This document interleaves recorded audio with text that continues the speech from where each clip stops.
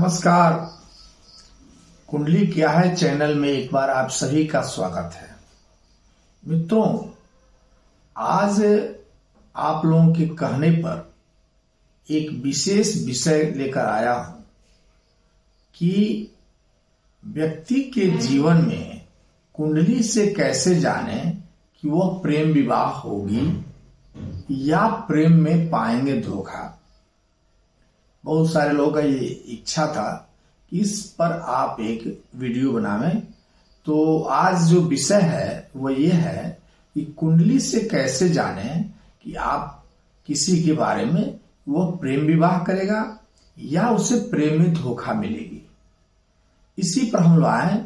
विषय पर आने से पहले आप सभी से आग्रह है कि अगर आप मेरी इस वीडियो को अभी तक सब्सक्राइब नहीं किया है तो कृपया सब्सक्राइब करें तथा इसे अंत तक देखने के बाद पसंद आए तो लाइक भी करें।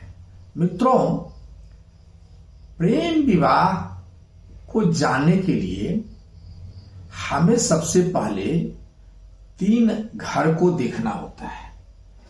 5वें हाउस, 7वें हाउस और 11वें हाउस।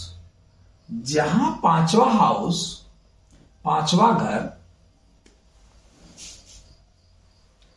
प्रणय का घर होता है, वहीं 7वां घर विवाह संबंध को बतलाता है। वहीं 11वां हाउस जो होता है, 11वां हाउस या 11वां भाव या 11वां घर, क्योंकि अब हम लोग इतने वीडियो देख चुके हैं आप हमारे वीडियो को कि अब आपको 11वें हाउस के बारे में या 11वें भाव के बारे में समझाने की जरूरत नहीं है। यदि आप कोई नया यूजर है जो नया नया आया है, अगर उसे ये सब समझ में नहीं आता है तो कृपया मेरे शुरू के 1 से 15 तक का वीडियो देखे। निश्चित रूप से उसे भाव वगैरह के बारे में जानकारी हो जाएगी। तो 11वें हाउस, 5वें हाउस, 7वें हाउस और 11वें हाउस, ये 3 हाउस के बारे में पहले हम देखेंगे। 5वां जहां प्रणय की बात करता है, वही 7वें से हम लोग विवाह के बारे में जानते हैं। और 11वां हाउस जो होता है इच्छा शक्ति है। देखिए, बिना इच्छा शक्ति का कुछ हो नहीं सकता है। तो व्यक्ति को इच्छा शक्ति के बारे में तो जानना जरूरी होगा कि उसकी इच्छा प्रबल कितनी है। मित्रों, इस 3 भाव को जानने के अलावा 3 ग्रह ऐसे हैं जिन्हें जानना जरूरी होता है प्रेम विवाह के लिए। पहली चंद्रमा, जो मन के कारक हैं, क्योंकि बिना मन का आप इच्छा शक्ति आपको जागृत हो सकती है, आप संबंध नहीं बना सकते हैं। तो चंद्रमा, मंगल और शुक्र, जहां शुक्र जो है वह पुरुष के कुंडली के लिए यौन का कारक है, तो वहीं स्त्री के यौन के कारक मंगल है। तो स्त्री के यौन के कारक माने यौन के बारे में जानना है तो मंगल को जानना होगा। उसी तरह से पुरुष को कि यौनता के बारे में जाननी है तो शुक्र को जानना जरूरी है। मित्रों, मैं आप सभी से यह बतला रहा हूं कि इन 3 घर के अलावा उन 3 राशि ग्रहों को भी देखना जरूरी है इस संबंध के बारे में। तो अब ये जाने शॉर्ट में पहले कि जब भी 5वें हाउस, 7वें हाउस और 11वें हाउस के स्वामी आपस में संबंध बना लें या युति बना लें, एक साथ कहीं बैठ जाएं या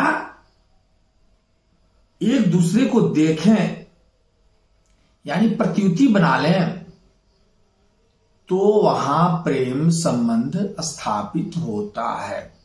ऐसे समझे कि मान लीजिए 5वें हाउस के स्वामी है, ये 5 अंक लिखा है, यहां 6, 7, 8 अंक लिखा जा सकता है। कब? जैसे यहां लग्न आपकी बदलेगा। अभी ये मेष राशि की लग्न हम लोग लिया है, मेष लग्न की अगर यहां मान लो कि 5 लिखा होता यानी सिंह लग्न हो जाता, तो जब यहां सिंह लग्न होता तो यहां से 5 से गिनेंगे तो 5, 6, 7, 8, 9, यहां 9 होता और इस 9 अंक के स्वामी होते बृहस्पति, धनु राशि हो जाती। तो कहने का मतलब इस घर के स्वामी, अभी जो हम 5 अंक लिखे हैं इसके स्वामी सूर्य हैं, और 7, ये 7वें घर में 7 अंक लिखे हैं, इसके स्वामी हैं शुक्रदेव।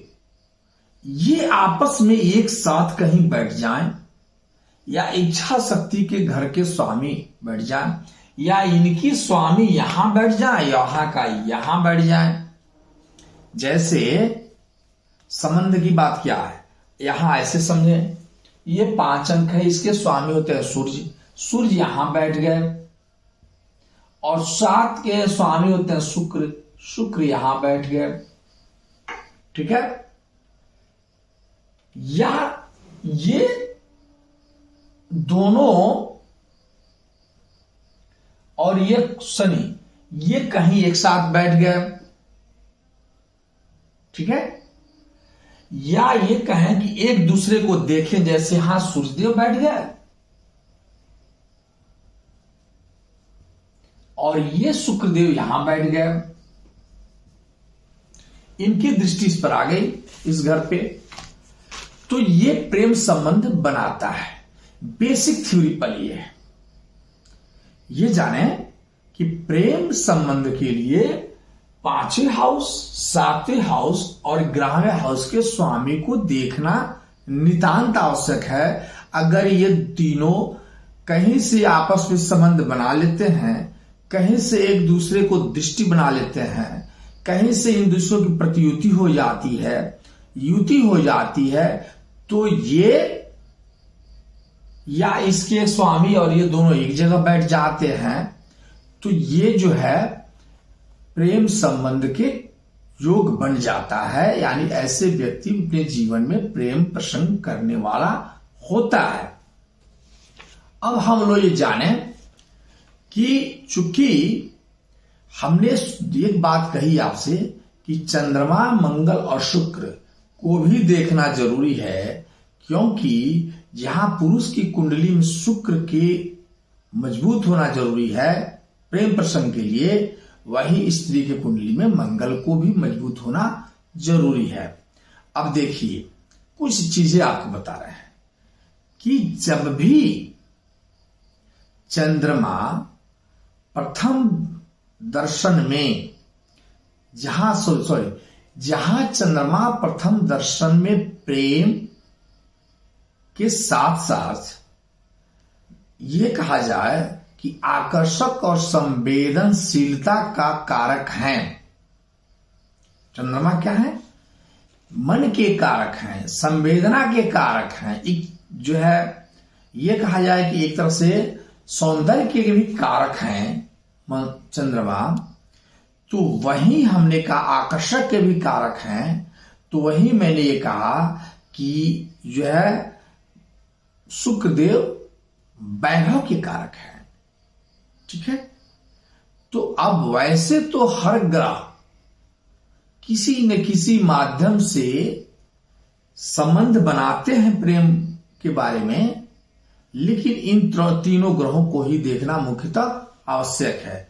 मित्रों, अब हम कुछ सिद्धांत, कुछ चीजें बताते हैं, इसे आप ध्यान से सुने। पहला कि जब भी मंगल संबंध सप्तम भाव से बना ले, मंगल का संबंध सप्तम भाव से बन जाए या उसके स्वामी से संबंध बन जाए, तो प्रेम प्रसंग होता है।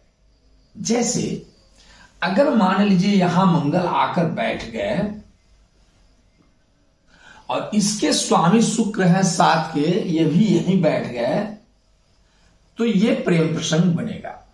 या ये दोनों यहां बैठ जाए, यहां बैठ जाए, यहां बैठ जाए, यहां बैठ जाए।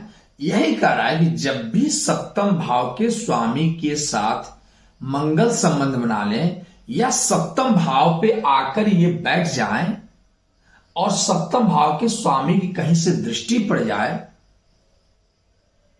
तो ये प्रेम प्रसंग बनाने वाले होते हैं। फर्स्ट सूत्र है, आप नोट करते जाए। दूसरी सूत्र को मैंने कहा कि जब भी शुक्र और शनि या राहु की दृष्टि सप्तम भाव पे हो,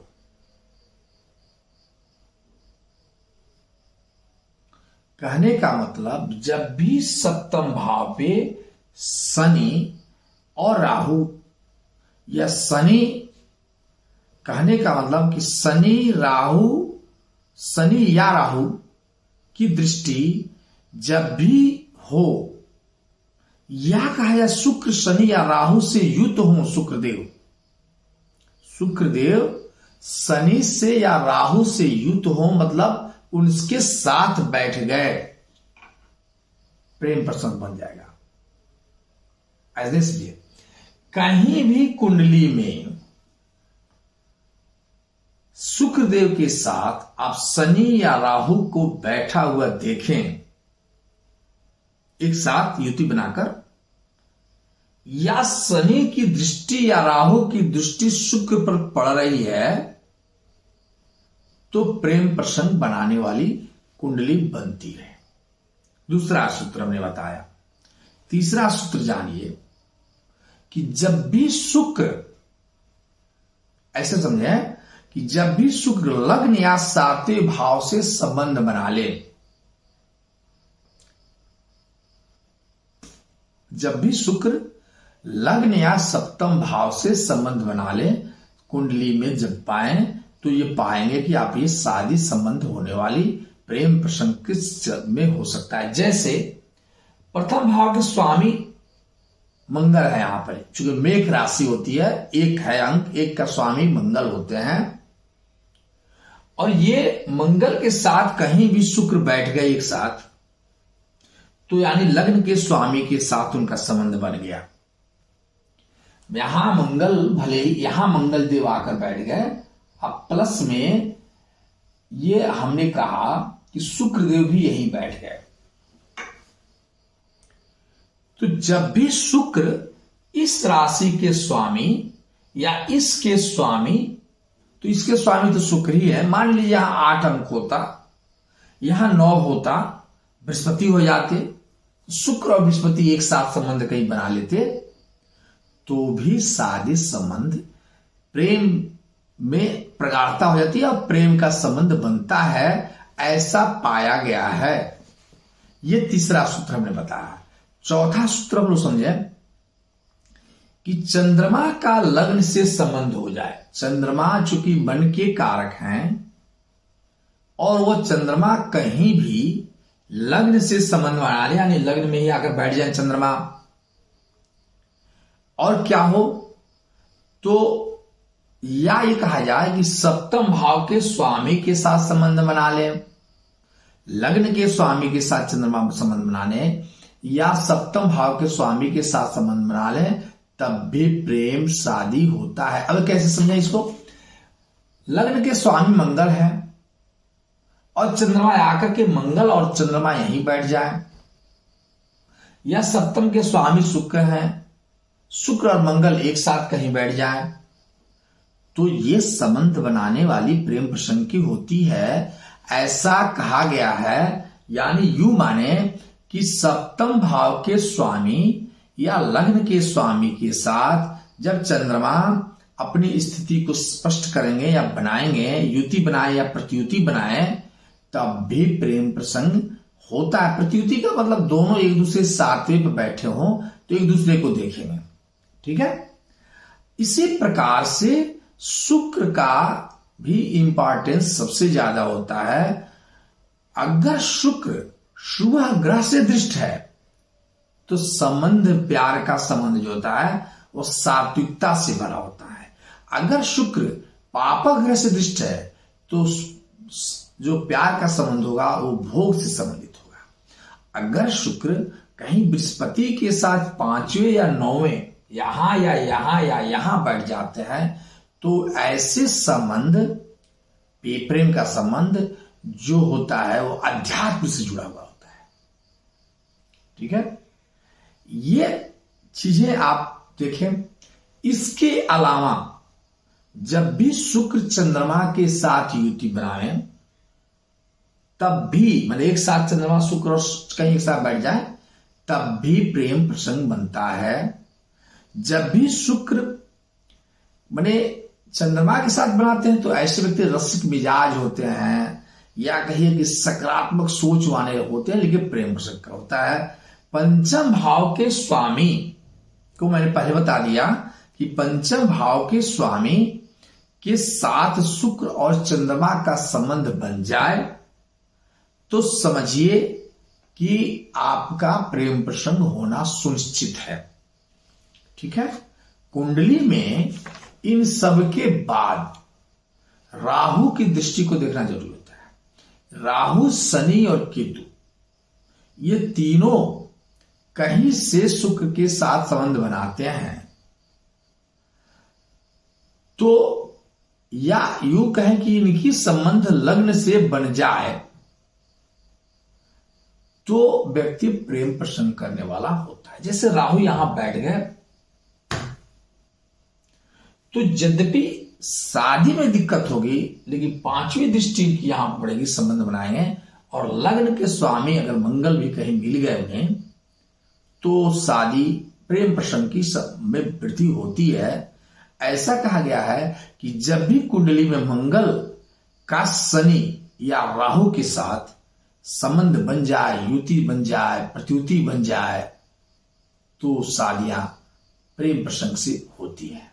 मंगल की यदि स्त्री कारक कुंडली है, मैंने बताया, और मंगल की संबंध कहीं से भी शनि या राहु के साथ बन जाता है तो प्रेम प्रसंग करने वाली कुंडली होती है। इसके अलावा एक और सूत्र आप नोट कर लें कि सप्तम में शुक्र अगर हैं, सप्तम भाव के स्वामी शुक्र हैं, जैसे यहां बने हैं, तो सप्तम भाव के स्वामी शुक्र सप्तमेश के स्वामी की जो उच्च राशि है वहां जाकर बैठ जाए। जैसे यहां सप्तम के भाव के स्वामी मान यहां शुक्र हैं, तो शुक्र किस राशि में उच्च हो जाते हैं? आप जानिए मीन राशि में 12वें अंक में जाकर उच्च हो जाते हैं, यानी यहां शुक्रदेव आकर बैठ गए, तब भी प्रेम प्रसंग बनता है, ये कहा जाता है। इसके अलावा पंचम भाव के स्वामी की उच्च राशि, पंचम भाव के स्वामी यहां 5 लिखा है, इसके स्वामी होते हैं सूर्यदेव, और सूर्यदेव 1 अंक में उच्च होते हैं, और यहीं आकर शुक्र बैठ जाए तब भी, या पंचम भाव के स्वामी जाकर बैठ जाए तब भी प्रेम प्रसंग बनता है। ऐसा कहा गया, पंचम भाव के स्वामी के साथ सूर्य या राहु बैठ जाएं तो भी संबंध बनता है। ये तो हम लोगों ने जाना कि प्रेम प्रसंग कब होता है। अब ये जाने कि किसके कुंडली में प्रेम प्रसंग से धोखा मिलने की बात कही जाती है या प्रेम सफल नहीं हो पाता है। ऐसा देखा जाए तो पहले ये चीज जाने कि जब भी शुक्रदेव पुरुष की कुंडली में या स्त्री के कुंडली में मंगल देव कमजोर होते हैं तो ऐसे लोग प्रेम में सफल नहीं होते हैं। First point. दूसरी, जब भी शुक्रदेव पंचम भाव के स्वामी, 9 भाव के स्वामी या 11वें भाव के स्वामी कमजोर होते हैं, पाप ग्रह से दृष्ट होते हैं, पाप ग्रह के साथ संबंध बनाते हैं, तो प्रेम प्रसंग में सफलताएं नहीं मिलती है। कुछ आगे बढ़ते जरूर हैं लेकिन सफलता नहीं मिलती है। इसके अलावा अन्य जो योग है कि 12वें भाव के लग्न में लग्नेश जाकर बैठ गए, लग्नेश ये है और ये मेष राशि है, इसके स्वामी मंगल है, ये 12वें घर में जाकर बैठे यहां पे, तो कहा जाता है कि जब भी 12वें भाव में लग्नेश जाकर बैठ जाएं या सप्तमेश के साथ सप्तमेश जाकर 12वें भाव में बैठ जाएं, तब भी ये कहा जाता है कि प्रेम प्रसंग में सफलताएं नहीं मिलती हैं। इसके अलावा मैं आपको बता दूं कि पंचम भाव में मंगल तथा पंचमेश या एकादश की राशि परिवर्तन होता है तो ये तो संबंध बनता है, लेकिन कहीं से भी ये कमजोर है, वीक है, और इन पर दृष्टि किसी अन्य की पड़ जाए, तो जैसे राहु की, केतु का, शनि का दृष्टि पड़ जाए, तो संबंध आगे बढ़ते हुए टूटता है। एक चीज और बता दें आपको कि जब भी कुंडली में, जैसे हमने कहा शुरू में ही कि शुक्र प्रेम के कारक हैं, गुरुदेव विवाह के कारक हैं, वैवाहिक जीवन के कारक हैं, चंद्रमा मन के कारक हैं, तो जब गुरुदेव कमजोर होंगे तो वैवाहिक संबंध नहीं चलेगा, ठीक है, परेशानियां होंगी। शुक्रदेव कमजोर होंगे, प्रेम भाव कमजोर होगा। बुध देव कमजोर होंगे तो ऐसे व्यक्ति के जो मतलब पार्टनर होते हैं वह धोखेबाज होते हैं। इसी प्रकार के से कहें कि राहु यदि कमजोर है तो या राहु की दृष्टि कहीं से राहु कमजोर है तो ऐसे व्यक्ति हमेशा शंका की दृष्टि से किसी को देखता है। इसके अलावा एक चीज और है कि पंचम को सप्तम भाव, पंचम भाव या सप्तम भाव, हमने पहले भी कहा ये यदि कमजोर है वैवाहिक संबंध में परेशानियां हो जाएंगी। अब कमजोर कैसे होंगे? मान लीजिए सप्तम भाव के स्वामी शुक्र हैं और शुक्र क्या हुए, यहां बैठ गए और यहां बैठ गए राहु और यहां बैठ गए शनि, तो ये हो गया पाप कर्तरी में। अब यहां शुक्र कमजोर हो गया, अब यहां प्रेम प्रसंग नहीं चल पाएगा, टूट जाएगा, चाहे जितना भी प्रबल योग क्यों न हो। जैसे शुक्र के साथ मंगल ही बैठो यहां पे, अब ये संबंध टूटेगा। यानी कहने का मतलब पंचम भाव के स्वामी या सप्तम भाव के स्वामी में भी के बाद भी शुक्र यदि कमजोर हैं तो समझिए कि प्रेम प्रसंग नहीं चलने वाला है, टूट जाता है। इसके अलावा एक चीज और, पंचम भाव के स्वामी, सप्तम भाव के स्वामी छठे, आठवें, 12वें घर में जाकर बैठ जाते हैं, तब भी प्रेम प्रसंग टूटता है। अब दो बातें और जल्दी जल्दी हम बता दें, चूंकि विलंब हो रहा है, लेट हो रहा है, बड़ा वीडियो बनता जा रहा है। पहली बात कि अगर प्रेम प्रसंग आप कर रहे हैं, कैसे इसको मजबूत करें, तो इसके लिए आपको करना क्या होगा, पंचम भाव के स्वामी को देखें, सप्तम भाव के स्वामी को देखें, एकादश भाव के स्वामी को देखें, इसमें से जो कमजोर है उसका उपाय करें, ठीक है, उसकी उपाय करें, निश्चित रूप से सफलताएं मिलेंगी। अगर इससे संबंधित उपाय करने का मतलब यह हुआ कि या उससे संबंधित बीज मंत्र को जाप करें, या उससे संबंधित वस्तुओं का दान करें, या उससे संबंधित स्टोन को पाने, ठीक है, देखने के बाद आपको लगता है तो कब होगा प्रेम विवाह, तो इसके लिए बहुत सिंपल फंडा है कि जब भी पंचम भाव के स्वामी, सप्तम भाव के स्वामी और 11वें भाव के स्वामी, इनमें से कोई किसी की दशा चल रही है, महादशा चल रही है, और उसमें इनमें से किसी का एक अंतरदशा चल रहा है, और कुंडली में जो मैं पहले बताया हूं उन लोगों का कोई भी संबंध बनता है, तो ठीक उस समय प्रेम विवाह की चांसेस बढ़ जाते हैं। ये है मित्रों, हमने जो है आपको प्रेम संबंध के बारे में बतलाया कि एक चीज और जान लें कि सप्तमेश जब भी तीसरे घर, 5वें घर और 12वें घर से संबंध बनाता है, तब भी शादी, प्रेम विवाह के होने का चांस बन जाता है, ठीक है। लास्टली जाते जाते मैं ये कहूंगा कि मंगल जब भी राहु के साथ संबंध बना ले, युति बना ले, तो शादी, प्रेम विवाह में परिणित होने के चांसेस ज्यादा रहते हैं। मित्रों, फिर हम मिलेंगे ऐसे ही किसी नए वीडियो के साथ, तब तक के लिए नमस्कार।